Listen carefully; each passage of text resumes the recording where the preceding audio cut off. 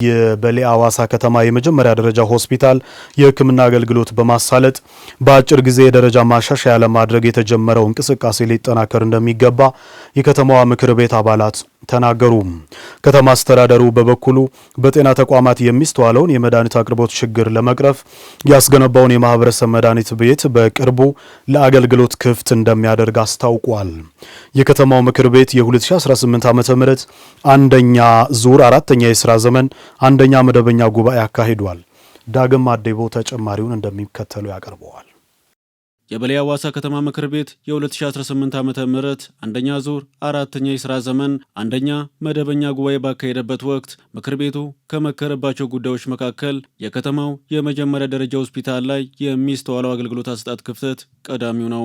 ከዳሮ ጭምር ነው እዚህ አካባቢ ላይ በሌ ሆስፒታል ላይ መጥቶ ሰዎች የሕክምና አገልግሎት የሚያገኙት ሰፊ ነው ካችመንት ኤሪያው እና ወረዳው እንደሚታወቀው ከ20 ያላነሰ ቀበሌ ያለበት ወረዳ ነው። የህዝብ ብዛቱም ከ120 ከ130 ሺህ ህዝብ በላይ ነዋሪ የያዘ ወረዳ ነው። እንደዚሁም ደግሞ ከተማውም ከ35 እስከ 40 ሺህ የሚደርስ ነዋሪ ያለበትና ከዚህ ጋር ተያይዞ ደግሞ እንደሚታወቀው ወባማ አካባቢ ነው። ስለዚህ ይህንን ሆስፒታል ደረጃውን ከፍ ማድረጉ ደግሞ እጅግ በጣም ወሳኝና አስፈላጊ ጉዳይ ነው። በካርድ ቤት በምርመራ ቤት ባለሙያው ውስጥ ችግር ስላሉ አሁንም ለወደፊቱ እንደሚፈቱ እንደገና እንደ ክትትልና ቁጥጥር ስራ በነሱ ውስጥ ፎክስ ለማድረግ የስራ አስኪያጅ እጥረት ቢኖርም የቦታ ባለሙያዎች ዶክተር ለማለት ፈልጌ ዶክተር ብዙ የዶክተር እጥረት አለ እኛ ጋር። የትምህርት ጥራት፣ የንጹህ መጠጥ ውሃ ተደራሽነት፣ ገቢ ማሳደግና ውዝፍ ዕዳ አመላለስ ሌላኛው ምክር ቤቱ የተወያየባቸው ዋና ርዕሰ ጉዳዮች ናቸው። ለስራ ጉዳይ እንዲውሉ የተፈቀዱ ገንዘቦች በተለያየ ምክንያት አንዳንድ ጊዜ ጉድለቶች የሚታዩባቸውን ኦዲት ግኝቶች ታይተዋል። እነዚህ ግኝቶች በተገቢ ሁኔታ ወቅቱን ጠብቀው ለተግባር መመለስ አለባቸው። በተለያዩ አካባቢ ያሉ ውጭ ሀገር ያሉትን ሁሉ አስተባብሮ ይህንን ትምህርት ቤት ከፍ የማድረግ ስራ ከተማ ውስጥ ደግሞ ተማሪዎችም ወጥተው ደግሞ የሚያነቡበት ፓብሊክ ላይብሬሪ እንዲዘጋጅ የማድረግ ስራዎችን ለመስራት በእርግጥ ከንቲባውም ቃል የገባበት ሁኔታ ነው ያለው። እኛም በዛ ልክ ነው ሀሳብ ስንሰጥ የነበር ነው በዛ ልክ ነውና እንደሚታወቀው ከፍተኛ የሆነ የትምህርት ስብራት የትምህርት የጥራት ችግር አለ። የኦዲት ግኝቶችን የማጥራትና እርምጃ የመውሰድ ስራ በትኩረት እንደሚሰራ የበሌ አዋሳ ከተማ ምክር ቤት የገለጸ ሲሆን ከተማ አስተዳደሩ በበኩሉ የማህበረሰቡ የልማት ጥያቄ በየደረጃው ምላሽ እንዲያገኝ ገቢ አሰባሰብ ላይ ያሉ ክፍተቶችን የማረም ስራ እንደሚሰራ አስታውቋል። በ2017 እና 2018 ማጠቃለያ ላይ እንደ ግኝት የተገኘ እንደ እቅድ የተያዘ 74234 ብር ከ60 ሳንቲም የተገኘ ነበር። ያንን ደግሞ በአንደኛ ሩብ ላይ ከኦዲት ግኝት ግብረ ኃይል ጋር አንድ ላይ ሆነን የጋራ አድርገን ተነጋግረን አቅጣጫ አስቀምጠን ያለፈንበት ጊዜ አለ። በዛም ላይ ያልነው ነገር ምንድነው? በድርድር የሚከፍል ከሆነ በድርድር ይከፍላል፣ በድርድር የማይከፍል ከሆነ በህግ ተጠይቆም እንዲከፍል ብለን አቅጣጫ አስቀምጠን ያለፈንበት ጊዜያቶች አሉ። ለዛም ደግሞ ከዚህ እስከዚህ ጊዜ ድረስ ብለን በሁለተኛ ሩብ ላይ የተጠቃለለውን ሪፖርት እናደርጋለን። የጀመርናቸውን የገቢ ሪሶች አሉ ያልተሰበሰቡ በተለይ በ2017ም እነኚህ በየሪስ አሁን በጥቅልሉ መገምገም ሳይሆን በየሪስ ገምገመን በተሻለ በተለይ ከመዘጋጃ እኛ ወደቅነው በብዛት በመዘጋጃ ቤታዊ ገቢ አሰባሰብ ሂደት ነውና ይሄን የውዝፍ ራስ አሰባሰብም ካሉ እነኚህ ከጊዜ የደረሰባቸው የሊዝ እዳዎች አሉ የተለያዩ የገቢ አማራጮችን ተጠቅመን እንደ ከተማችን ብዙ የህዝብ ጥያቄዎች አሉ፣ ብዙ ያልተፈታ ነገር አለ። ይሄን ማድረግ የምንችለው ገቢ ሲኖር ብቻ ስለሆነ ይሄን በሚገባ ከምክር ቤት አባላቶች ጋር ተግባብተን የወጣ ነው ስለሆነ እኛም ይሄ ጉዳይ የኛም የሞት የሽረት ጉዳይ ሆነን መምራት አለብንና ለዚህ ባለቤት እንፍጠር። ባለቤቱ የገቢ ጉዳይ ህዝቡ ነው። የልማት ገቢ አለ ማለት ልማት አለ ማለት ነው። ከጉባኤው ጎን ለጎን የምክር ቤቱ አባላት ከተማ አስተዳደሩ ያስገነባውን የማህበረሰብ መድኃኒት ቤት ጎብኝተዋል። የበሌ አዋሳ የመጀመሪያ ደረጃ ሆስፒታል አገልግሎት አሰጣጥ የማሻሻልና የመድኃኒት አቅርቦት ችግር ለመቅረፍ በትኩረት የተሰራ እንደሚገኝም ተመላክቷል። በሌ አዋሳ ላይ አንድ አሻራ ትልቅ አሻራ ከንቲባችን አስቀምጧል የሚል ነው። ከዚህ በፊት ያለፉት አመራር መውቀስ ሳይሆን እንደዚህ እነሱ አንዳንድ አሻራዎችን ፕሮጀክት ነው ራሱ ይህ እንደዚህ አይነት አሻራዎችን እያሳረፉ ቢሄሩ የማህበረሰቡ መልካም አስተዳደር ጥያቄም አይሆንም፣ ችግሮችም አይሆንም። ማህበረሰብ ፋርማሲ ነው። ሙሉ በሙሉ እንጨርሰን ወደ ባለሙያዎቹን ፍቃድ ያወጣት ሂደት ላይ ነን ያለነው። እሱ በቅርብ ጊዜ ተግባር ውስጥ እንገባለን፣ እሱን እናስመርቃለን። በተጨማሪ ይሄ የመጀመሪያ ከዛ ቀድመን እንኳን ያስመረቅ ነው የቀይ መስቀል የኢትዮጵያ ቀይ መስቀል የሶዶ ዲስትሪክት ቀይ መስቀል መድኃኒት ቤት አለ።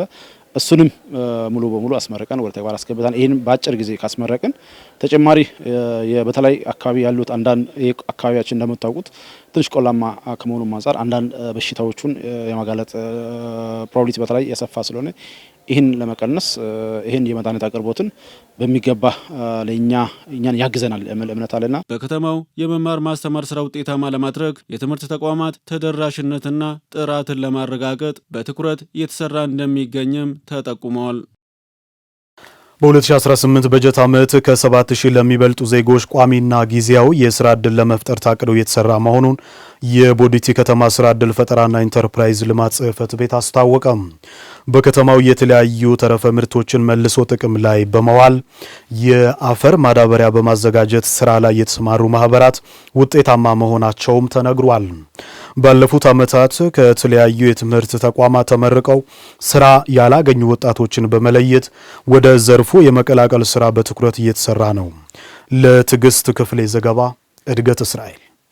ባዮ ፈርቲላይዘር የተፈጥሮ የአፈር ማዳበሪያ በማዘጋጀት በማህበር ስራ የጀመሩት አርሶ አደር ደስታ ቦታራ ይህንን ስራ ለማስጀመር ከ3 ተቋማት ጋር በመሆን ስራ ለመጀመር የሚያስችል ስልጠና በመውሰድ በአካባቢው ያሉ ደረቅ ቆሻሻዎችን በመጠቀም በመስራታቸው ውጤታማ መሆናቸውን ይናገራሉ።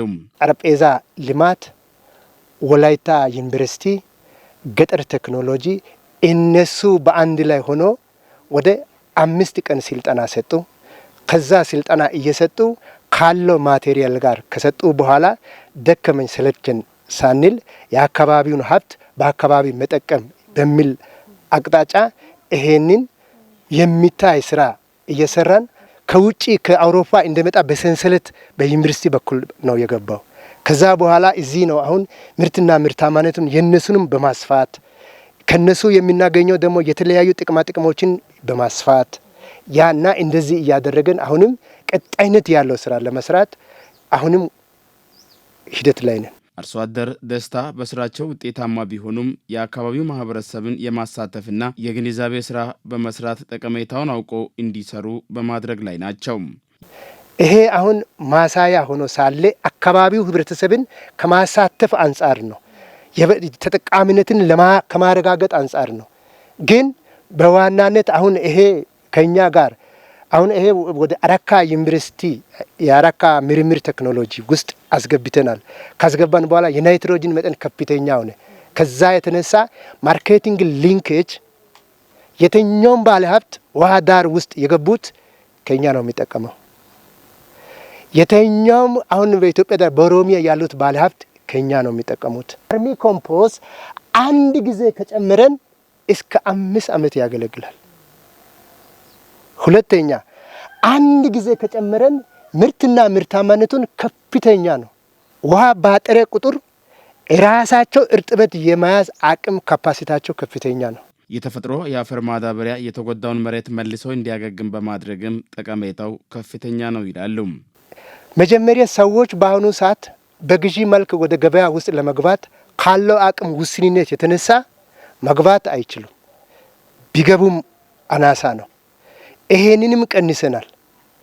በመቀጠል ደግሞ መሬት የተጎዳ መሬት ወይም አሁን ንጥረ ነገር ከምድረ ገጽ እየጠፋ በሚሄድበት ሰዓት መሬትን የማከም ስራ ምርትና ምርታማነትን ለመጨመር የምግብ ዋስትናውን ለማረጋገጥ ከዛ አልፈን አሁን የምግብ ሉዓላዊነት መከበርና ማስከበር ስራ ውስጥ ነን ያለነው።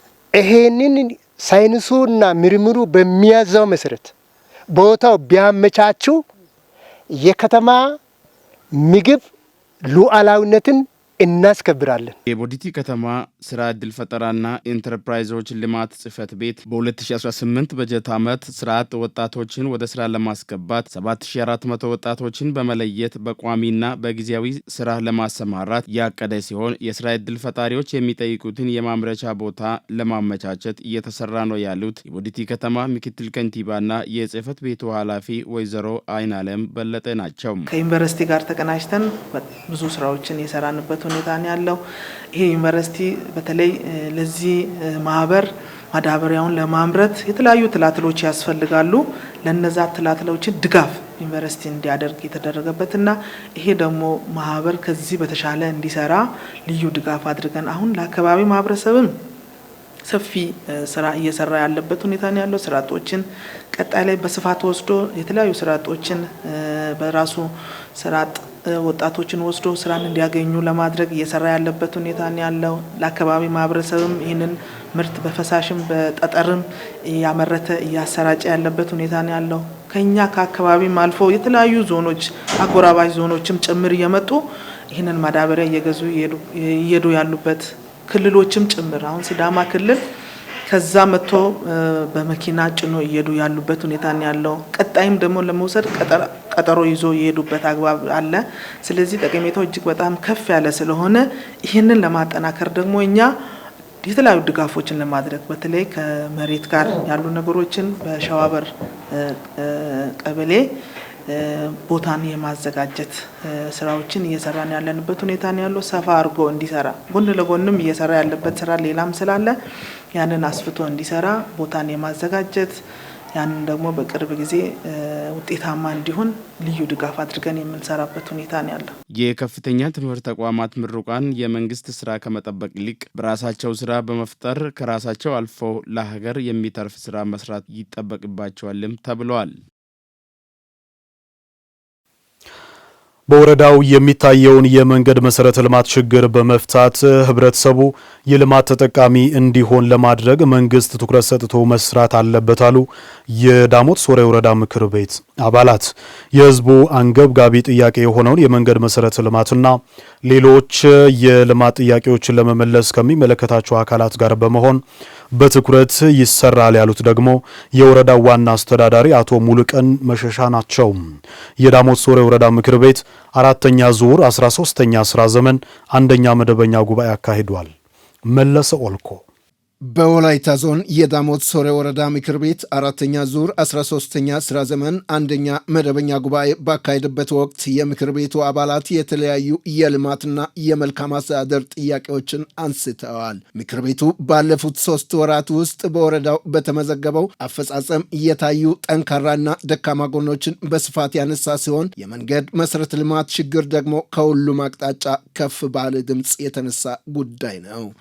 ከዛምነሬ ኮይሸነሬና ዛምነሬ ከተማን የሚያዋስን የመንገድ መሰረተ ልማትን በተመለከተ በተከታታይ ጊዜ ጥያቄ እንደነበረና ህዝብ ያው የመልማት ጥያቄ ፍላጎት ስላለ ከዚህ ጋር ተያይዞ ከዚህ በፊት በዩራፕ ፕሮጀክት የተሰራ ቢሆንም በወቅቱም ደረጃውን ያልጠበቀ እንደሆነና አሁን ላይ ደግሞ በየወቅቱ እየተበላሸ ሲገኝ ህብረተሰቡ በህብረተሰብ ተሳትፎ እየጠገነና እየሰራ ለሁሉም አገልግሎት ሲያበቃ የነበረ ሆኖ ግን አሁን ላይ ግን በከፋ ደረጃ ለምሳሌ ከጉኑኖ እስከ ኮይሸነሬ ያለው መንገድ በማሽን እጥረት እስካሁን ድረስ ስራ አልተጀመረም።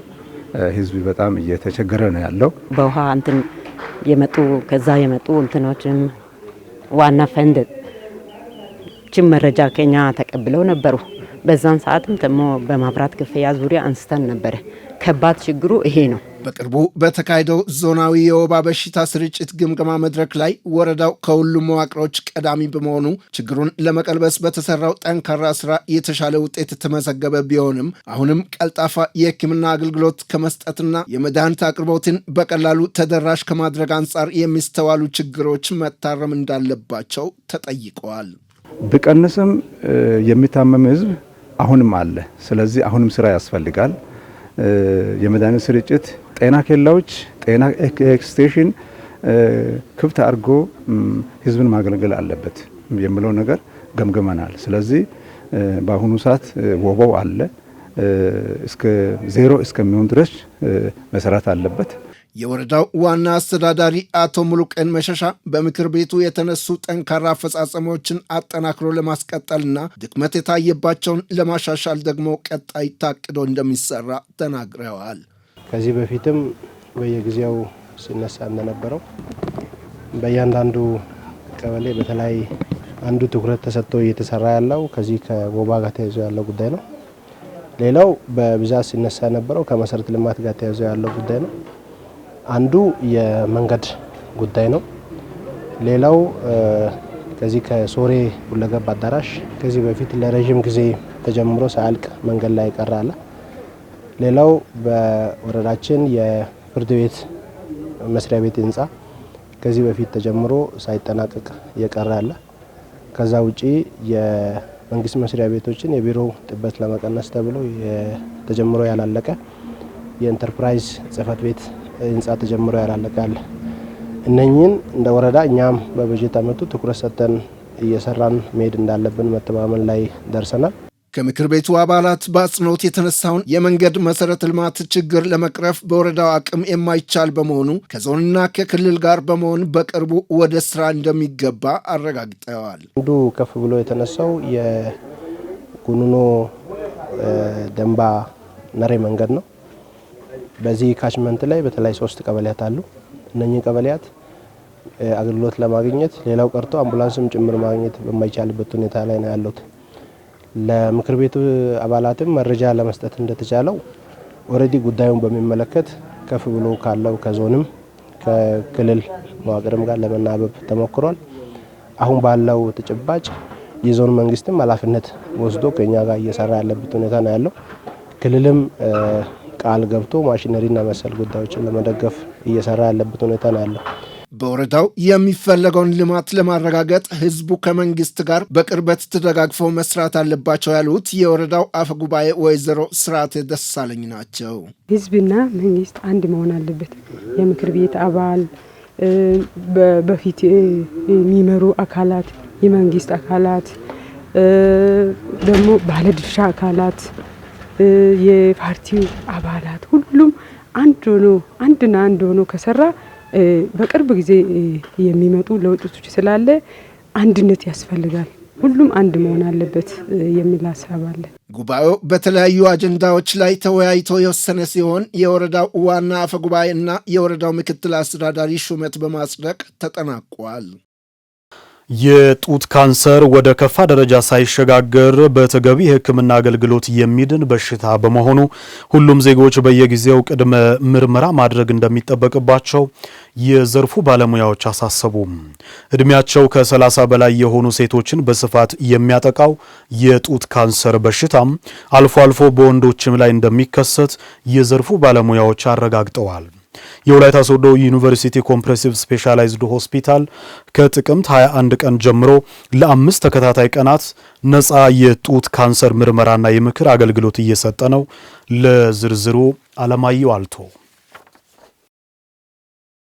በዓለማችን የበርካቶችን ነፍስ እየቀጠፉ ካሉ በሽታዎች አንዱ የሆነው የጡት ካንሰር እየተባባሰ መምጣቱ በተለይም አብዛኛው ሴቶች ላይ ስጋት ደቅኗል። ዓለም አቀፍ የጡት ካንሰር ግንዛቤ ማስጨበጫ የሚካሄድበት ወርሃ ጥቅምት መነሻ በማድረግ የወላይታ ሶዶ ዩኒቨርሲቲ ኮምፕሬሄንሲቭ ስፔሻላይዝድ ሆስፒታል ከጥቅምት 21 ጀምሮ ለ5 ተከታታይ ቀናት የሚቆይ ነፃ የጡት ካንሰር ምርመራና የምክር አገልግሎት እየሰጠ ይገኛል። ጡት ካንሰርን ቀድሞ በማወቅ ጡት ካንሰር ካደገ በኋላ የተለያየ ሰውነት ክፍል ከተሰራጨ በኋላ ሕክምናው ከባድ ስለሚሆን ገና በብዙ ሳያድግ ብዙ ችግር ሳያስከትል ቀድሞ በማወቅ ትንሹ እያለ በማወቅ ማከም ማዳን የሚቻል በሽታ ነው።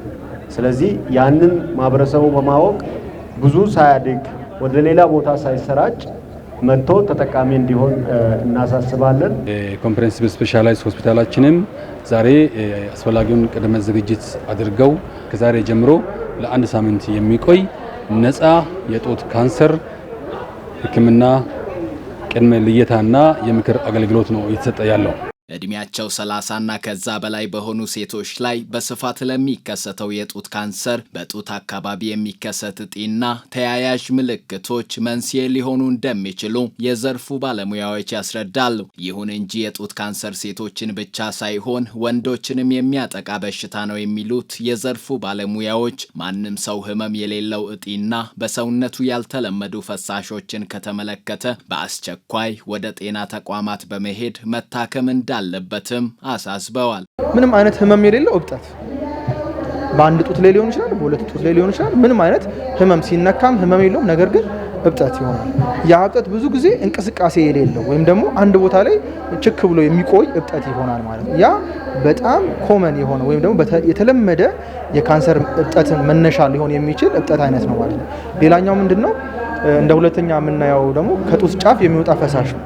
እንግዲህ በመርህ ደረጃ ጡት ዋና ዓላማው ወተት እንዲያመነጭ ነው። ስለዚህ ከጡት ጫፍ ላይ ወተት የሚመስል ወይም ደግሞ ቢጫ የሆነ ወይም ደግሞ ትንሽ አረንጓዴ ሊመስል የሚችል ፈሳሽ ከጡት ላይ ይወጣል። ነገር ግን ቀይ የሆነ ደም የመሰለ ወይም ደግሞ ንጹህ የሆነ ውሃ የመሰለ ፈሳሽ ብዙ ጊዜ ካንሰር ጋር የተገናኘ ሊሆን ስለሚችል ይህን ምልክት በሚኖርበት ጊዜ ሰዎች ወደ ጤና ባለሙያዎችን ማማከር አስፈላጊ ነው ማለት ነው። ወተት ነው የተጠራቀመው ብለው እናቶች ወደ ቤት የሚቀይሩበት ሁኔታ አለ። ወተት ይመስላል እንጂ እጢ ነው። ያ እጢ ደግሞ ለከፋ ደረጃ ያዳርሳል። ስለዚህ ይህንን ጥንቃቄ ቢያደርጉና ቅድመ ምርመራውን በማድረግ ወደዚህ ቢመጡ የተሻለ ነው ብዬ አስባለሁ። ትንባሆና አልኮል መጠጦችን በሚያዘወትሩና ከመጠን በላይ የሰውነት ውፍረት ባላቸው ወገኖች ላይ በብዛት የሚስተዋለው የጡት ካንሰር በሽታ አክሞ ማዳን እንደሚቻልም ባለሙያዎች ያብራራሉ። በጤና ስቴጅ 1፣ ስቴጅ 2፣ ስቴጅ 3፣ ስቴጅ 4 የምንለው ደረጃ ላይ ስቴጅ 1 ላይ የምትመጣ ከሆነ ወይም ደግሞ የመጀመሪያ ደረጃ ላይ የምትመጣ ከሆነ የመዳን ቻንሷ ከፍተኛ ነው። ሁለተኛ ደረጃ በሚሆንበት ጊዜ ቅድም እንዳልኩት ከመጀመሪያ ከመተነሳበት ቦታ ትንሽ የተስፋፋ አይነት ስለሆነ የሕክምናው አይነት ትንሽ ከፍ ያለ ሊሆን ይችላል። ያ ስንል ያለውን እብጠት ማንሳት ሊሆን ይችላል፣ ሙሉን ጡት ማንሳት ሊሆን ይችላል። ከዛ በተጨማሪ ደግሞ መድኃኒቶችን ወይም ደግሞ ኬሞቴራፒ የምንለው ወይም ደግሞ የጨረር ሕክምና ተጨማሪ ሕክምና መስጠት ያስፈልጋል። ሶስተኛ ደረጃ የሆነ የጡት ካንሰር ግን ጡቱን ከኦፕሬሽን ከመስራት ባለፈ ወደ ብብት ተኪዶ ኦፕሬሽን መስራት አስፈላጊ ነው። አራተኛ ደረጃ የደረሰ የጡት ካንሰር ለማከም ትንሽ አስቸጋሪ ነው። በተለይ ደግሞ በቀዶ ሕክምና ለማከም አስቸጋሪ ነው። ምክንያቱም ቅድም እንዳልኩት ከዛ ተነስቶ ወደ ተለያዩ ቦታዎች ሄዷል። ሁሉም ዜጎች በየጊዜው ቅድመ ምርመራ በማድረግና የበሽታው ምልክቶች ከተስተዋሉ በአስቸኳይ ወደ ሕክምና ተቋማት በመሄድ ራሳቸውን ማወቅ ይጠበቅባቸዋል።